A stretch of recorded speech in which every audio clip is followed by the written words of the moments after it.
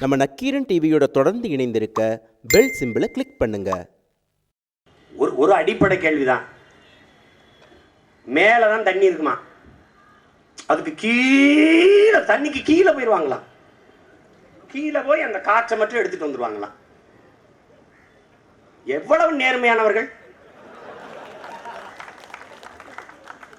6000 அடி 11,000 அடிக்கு போய் அந்த நிலக்கரியை பிளந்து அந்த காற்றை மற்றும் நுட்பமா எடுத்துக்கிட்டு வர தெரிகிற அறிவியல் மேதைகள்,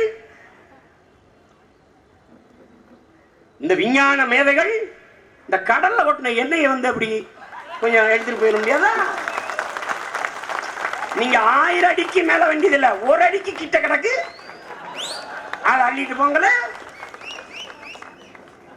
உலக நாடுகள் எப்படி சோமாலியாவை அடிச்சானோ அப்படி நம்மளை அடிக்க நினைக்கிறான். இதுக்கு காரணம் என்ன?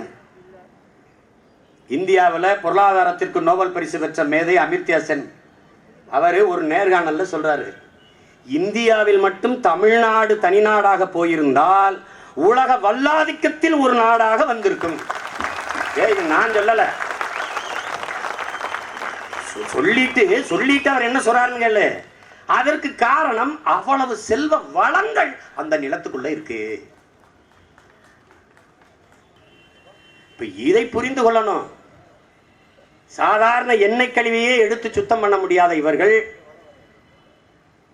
மீத்தேன் எடுப்பதும் ஹைட்ரோ கார்பன் எடுப்பதும் அணு உலை மூலமாக மின்சாரம் எடுப்பதும் எவ்வளவு பேராபத்து என்பதை நீங்க புரிஞ்சுக்கணும்.